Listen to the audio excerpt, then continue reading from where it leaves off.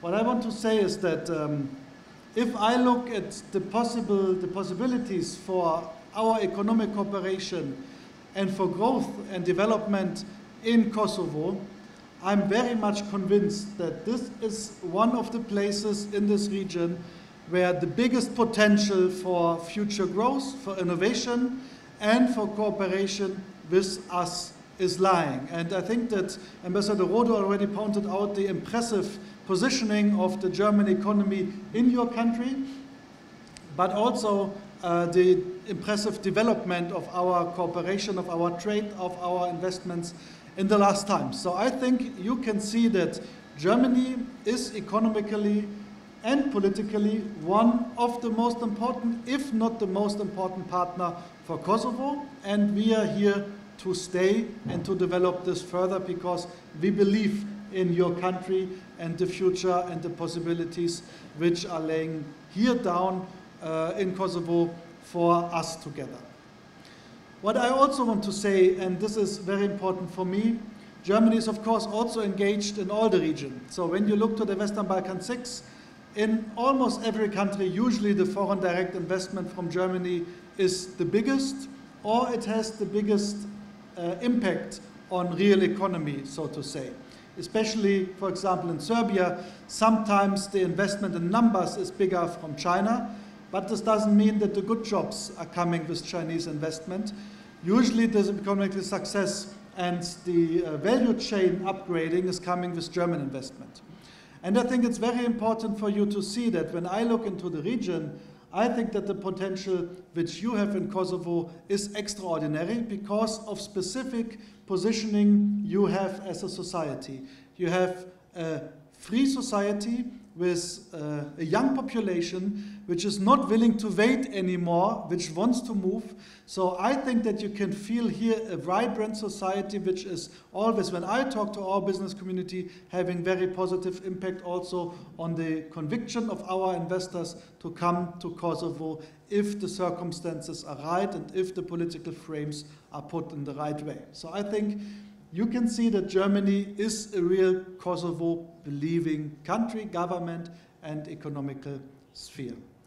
But what I think what is important also to see is that if you look on our cooperation on trade, especially also on investment, of course there is a map between us. And if you look between Germany and Kosovo, not in mind and not in heart, but on the map, there is something in between, which is the region. This is why we strongly believe the right way for the Western Balkans to move forward to the European internal market is to think about the region as a whole, to think about an integration of the region into a common regional market, which is at the same time developing towards the European Union. So if you see, for example, the former enlargement steps which have been done with the big enlargement 2004-2007, especially, you see that especially those countries have been successful who made it possible to become a part of German or European value chain in a, upgrading step by step of the productivity, becoming in a better phase of the value chain. And on the same hand, also being a relevant market itself. And I think it's very clear that each of the Western Balkan 6 countries, each of the economy alone, is not a market which is relevant enough to have an extra argument why companies should go there. But if you look to the region itself, this is different. I don't know actually any investor from Germany who is investing in any of the Western Balkan 6 countries without looking at the potential also in the neighboring countries in the whole region. And you can unleash a lot of potential of investment coming here if we are able to make the framework for investing in Kosovo with having the region in mind more easy and more possible. To be very frank, today a lot of our investors go to Serbia while they want to invest in Serbia and making business with all the region. Let's change that. Let's show the German investors you invest in Kosovo and we build a common regional market which make possible that from here you have success and you achieve things in the region. And this is actually the idea which we are striving for, together with the idea that this pathway towards a common regional market is on the same way leading on the standards of the acquis and bringing each country step by step more close to the European Union, without having the problem that, for example, when taking over standards or taking over procedures, one would wait for the other to have competitive advantages. This is what was always an idea of other methods, that everybody can do what they want, that sometimes nobody would move because they would be afraid to give up competitive advantages if it's going about adaptation of European standards. So better to be later in reforms to have competitive advantages on a low level longer before. So our idea is to let this go together. So if the common regional market can be unleashed, there is big, big potential for each of the economies, and especially also for Kosovo, which is in the middle of the region, in the heart of the region, to just make better GDP, to create better jobs, to have...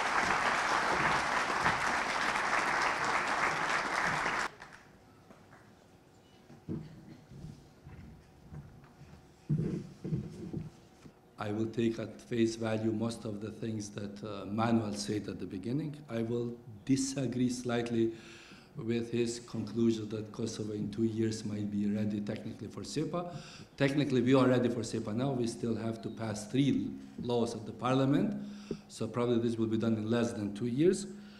And there is one element where I completely disagree with Manuel, and it has to do with soccer. I think you, Ambassador Rode, and myself have agreed that given your strong preferences for St. Pauli, you don't qualify as a good expert to talk on soccer.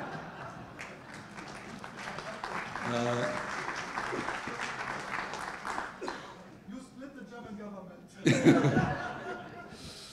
government. I offered alternative.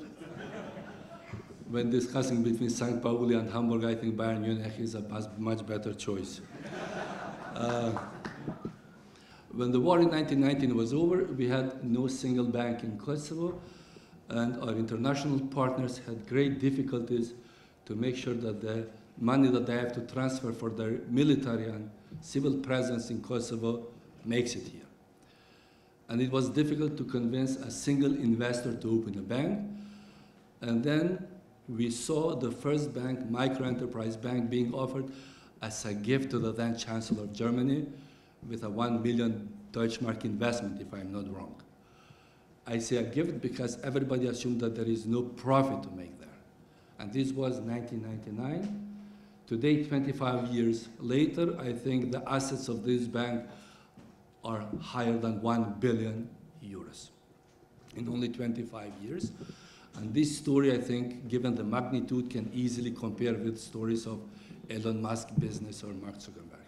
In 25 years, from 1 million Deutschmark to 1.2 billion euros in assets, it's a good story to tell. For example, it took Croatia 4 years to go back to the level of GDP that they had in 1990. Macedonia, North Macedonia was more successful. They managed to have this by 1993. But Kosovo only got $2,400 in 2007. So from 1990 to 2007, we were struggling to come back to the level of GDP that we had back in 1990. So 16 years lost in transition.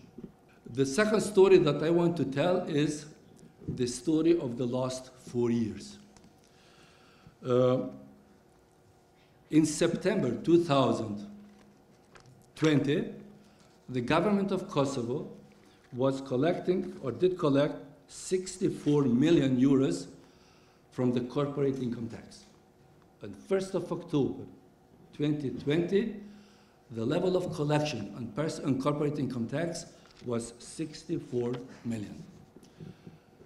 Yesterday, on the same day, 4 years later, we have already collected 156 million euros on corporate income tax at the same tax rate. It's still 10%. Which means that ceteris paribus, other things equal, the profits in my country in the last 4 years have increased by 144%. In late February 2021, the tax authority of Kosovo had registered 355,001 employees. In July 2024, the same authority has registered 425,000 employees, an increase of 70,000 in less than 4 years. Which other country, in percentage terms in Europe, managed to show this impressive increase in the level of employment? It's truly a pleasure to welcome you all in Pristina. This week is all about German-Kosovan relations and the prospects for the Western Balkans. And I have to say, I like to speak more about business and less about politics sometimes. And today is such a nice occasion. Many of you have been in town already yesterday to attend Zubex, the Suppliers Balkan Expo, for the first time in Pristina. And I'm glad that many of you will also join us tomorrow, not only for the second day of the forum, but also at our reception in the evening, marking our National Day of German Unity.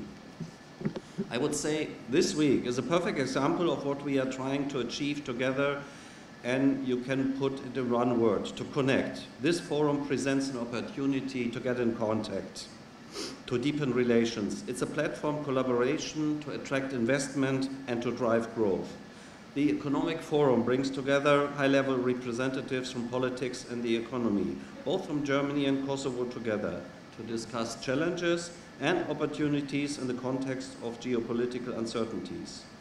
Dear Nora, congratulations again. This forum has grown. The second edition features over 40 distinguished speakers from Kosovo and Germany, over 80% of them holding C-level positions. I'm delighted to see that 100 representatives from German companies are attending the forum. Over 700 participants had registered. And my congrats to the fantastic program you were able to put together with eminent panelists highlighting all the relevant topics. I think these figures speak for themselves, but they are not only proof of the already quite substantial ties between Germany and Kosovo. As you know,